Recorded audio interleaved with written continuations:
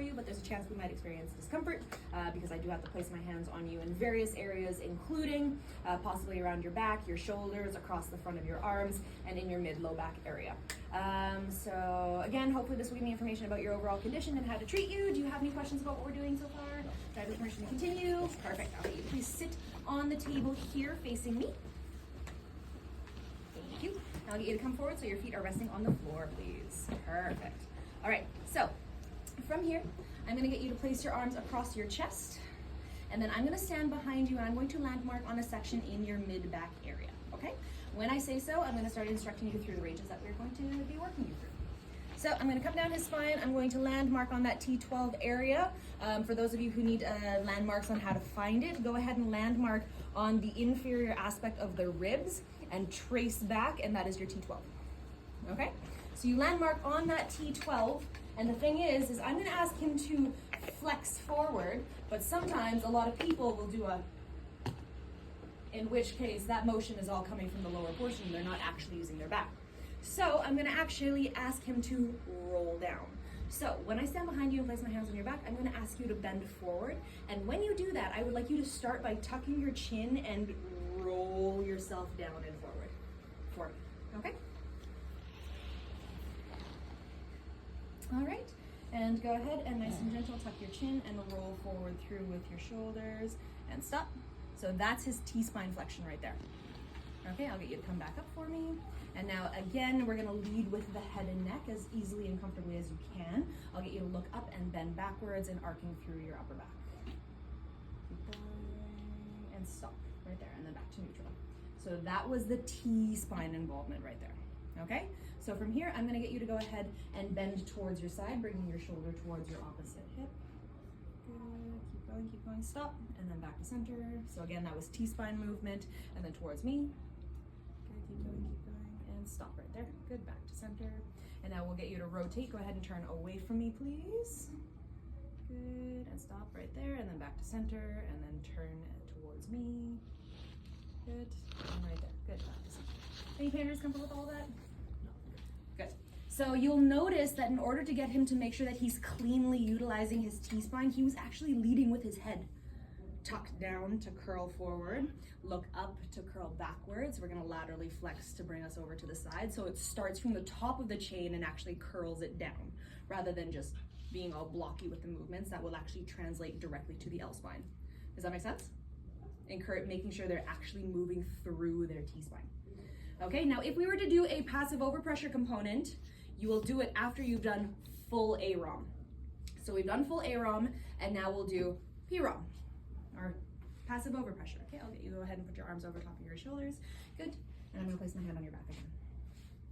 Good, so from here, we're gonna get him to flex down into flexion. Go ahead and tuck and curl, slow, a little bit further, and stop, so you make sure he's in the range, and you can actually try to increase the flexion through that portion of his spine. Sorry? I'm still landmarking. Okay. Yeah, landmarking. This here is just helping to curl him forward. Good.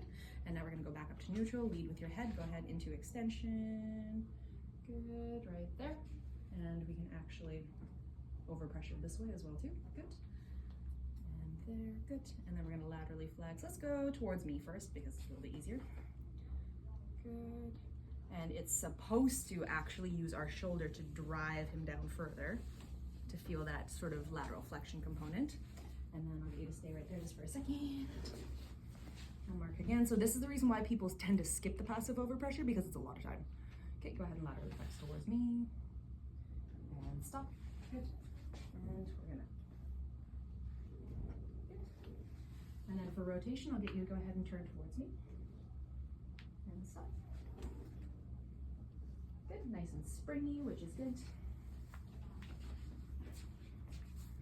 Good, and then go ahead and turn towards me. Right there. Good, and nice and springy over here as well too. So passive overpressure, it still takes a fair bit of time to gain that last little bit of information.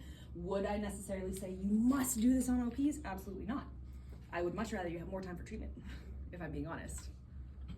All right, and besides for board exam, you are going to choose 2 appropriate assessment modalities. What's the likelihood you'll pick passive overpressure of the T-spine? Very unlikely. Very unlikely that you'll think passive overpressure of the T-spine is one of my ideal assessments for this condition. Very unlikely, very unlikely. All right, so remember choosing the form of assessment that will give you the most amount of information. So AROM and RROM, sure, why not? Now for RROM. Just one more thing, if you are gonna do passive overpressure, I don't wanna see you do it with AROM, because what you're doing is you're going from least invasive to most invasive, hence why all active followed by all passive overpressure. Does that make sense? Oh, okay. Yes, they are separate components. And then for RROM, nice and easy, last thing, do I need to landmark for RROM? Yes, you do. Because you need to be able to identify once you've entered into that T-spine range, not entering into that L-spine range. All right, so for this one, you're gonna landmark and you're gonna get him to cross his arms across the chest, and then we're gonna get him to curl down, and we're gonna stop him before we feel that segment move.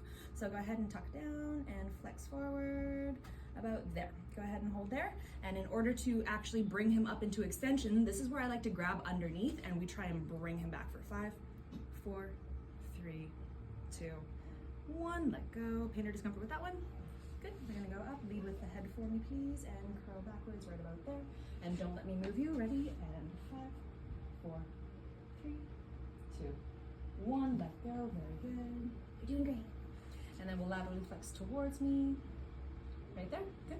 So for and for this one, it will require me to place my hand on your hip. Is that okay with you if I do that? So I'm going to be doing a cross hand, holding on his ilium, trying to push him away like so. Ready? And 5, 4, 3, 2, 1. Let go. Good. And I'm cueing him to stop so he doesn't overpower and tumble over.